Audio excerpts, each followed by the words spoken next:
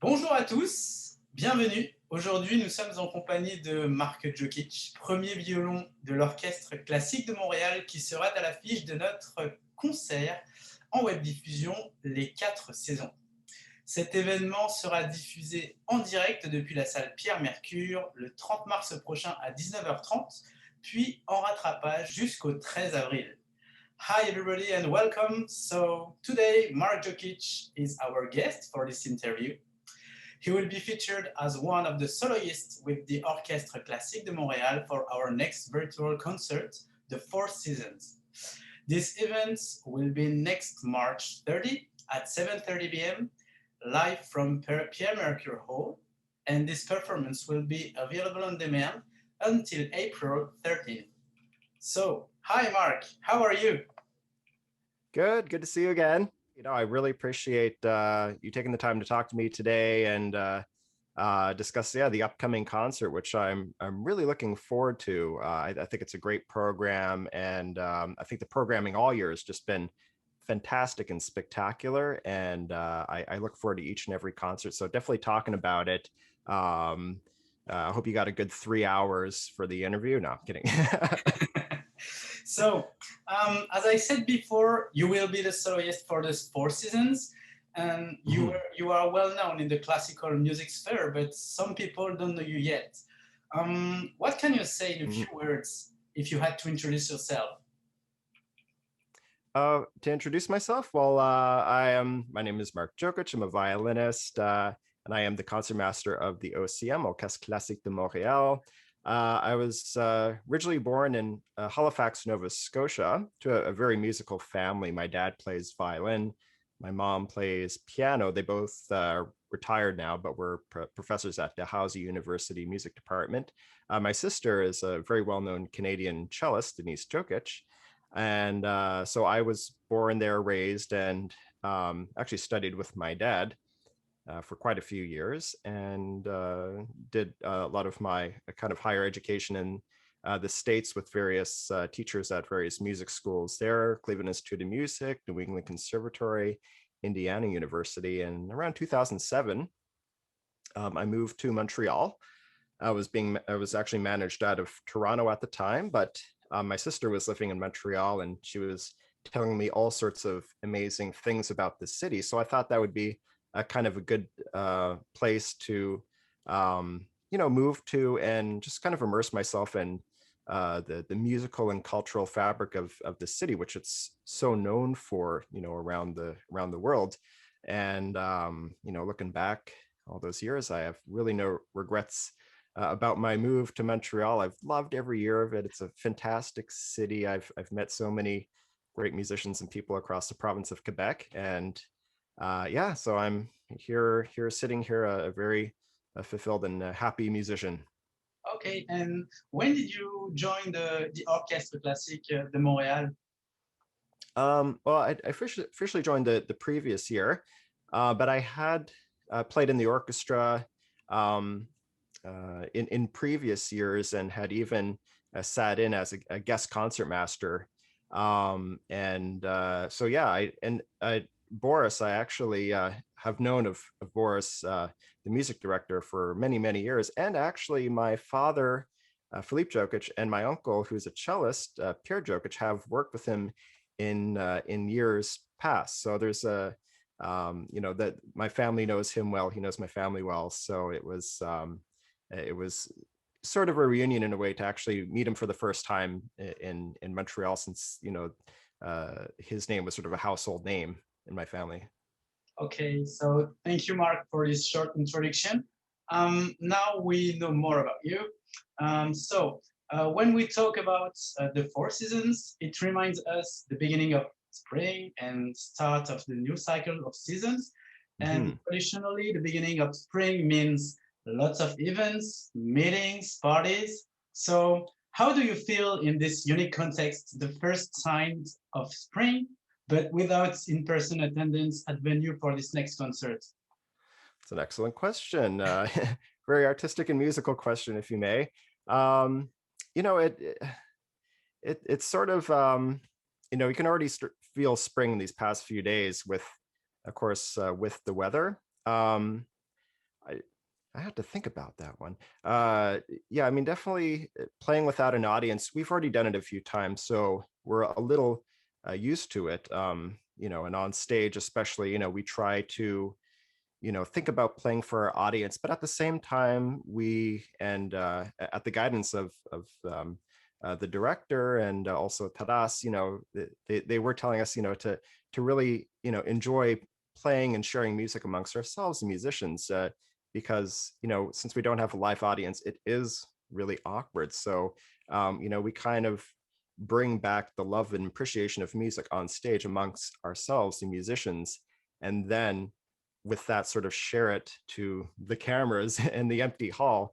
And I think it's been coming across actually really, really well. And it's sort of a way to kind of reappreciate ourselves as musicians in this group. I think especially during playing the Four Seasons during the pandemic, it definitely gives us a little bit of hope for the spring and the summer, that that live musical events can continue with some various sizes of live audience. I mean, Montreal and all of Quebec is known for just so many concerts. I remember in years past, you could have like four concerts going on in Montreal and have full attendance on all of them. This is a get out of your house, get out of your home, and go see a concert environment here. And COVID has really put a damper on that, but it makes us also realize just how much that was important to us as musicians and also our audiences as well. We really pride ourselves on it being a get out of the house and go see a concert community. And so I think, going into spring and summer, everyone's just keeping their fingers crossed and hoping that we can do it on some level safely. So thanks again for all of these feelings. And as we all know, this season 2021 is quite unique and hopefully will not be repeated. Before leaving us, I would like you to conclude this interview, Marc.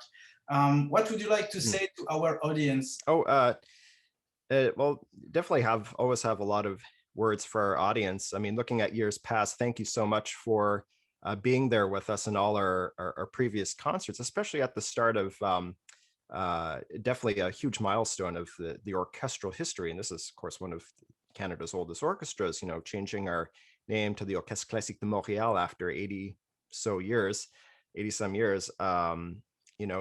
In the process, we've also gained new audience and new followings. And even during the pandemic, we've gained some new audiences. Thank you very much to the effort of you guys at the OCM, the entire team there, for really, at the start of the pandemic, really putting all your efforts into doing these live stream concerts. I think they've been fantastic. And I'm super proud of everyone involved in this orchestra for really putting in their best efforts to keep the spirit of the orchestra alive, and also stay connected with our audiences, who I've heard from many occasions really miss coming to our concerts. And it definitely, for this particular program, the Four Seasons de Buenos Aires, this wonderful composition by Astor Piazzolla. I think about the music that he wrote and really what he did for music as a whole. This is kind of off the topic of concerts in the age of COVID. I'd kind of like to share a little bit about how I feel about this kind of big work on the program. It's really amazing because Piazzolla's music really kind of meshed genres of music together. A lot of he was known for being a tango musician. I think tango musician first. He played tango music on the bandoneon, and later kind of embellished it, and was really an admirer of classical music. And through his own career and own life, he really really tried to steer his style. Sometimes like in the classical style, but it was really this nuevo tango style. And he got some mixed responses from that early in his life. And when you hear the music now, it's just so fantastic to listen to. Probably some of his colleagues back in the day probably thought, "What are you doing, man?" And but he was really into what he did, and he had went down many avenues. He wanted to become a classical music composer, and he did write some works. And upon meeting Nadia Boulanger, who was a wonderful teacher in France, in Paris, France, she really told him to stick to his tango style. And there we have Astor Piazzolla's music that we know today. And a lot of genres of music, including jazz musicians, world music musicians, classical musicians, have wanted to sort of adopt his style. And when I play Piazzolla's music on violin, when I hear it in the orchestra, I think to myself, it's amazing what he did for genres of music. Because as classical musicians, at surface, if you look at it on the surface, you'd think a definition of it would be we play classical music. But thanks to composers like Astor Piazzolla, we've been able to broaden the definition of a classical musician, not just a musician that plays classical music. Nowadays, I think it's more of a musician that is classically trained in the musical styles of the world. We're trained to be able to listen, interpret, and execute an interpretation of music with our technical ability and appreciation and love of all music. And I love how these composers like Astor Piazzolla have really brought in the term of classical musician. In fact, I hardly use that term anymore. I often say classically trained musician, because we play so many different styles of music. So that's definitely something for, I think, our audiences to listen for when they're hearing this concert. Maybe I'd say like 20, 25 years ago, his music, I think, was probably somewhat new to classical musicians. And now fast forwarding, so many years with, such easy access to hearing live concerts on YouTube and recordings, a lot of classical musicians are very familiar with the music of Astor Piazzolla. So I think it's, definitely in those very few years, I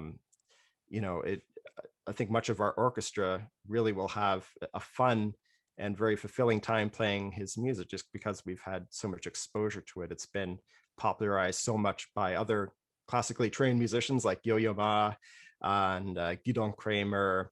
So yeah, that's really something to listen out to, something to look out for, and it really something to think about when you think of a classical musician nowadays.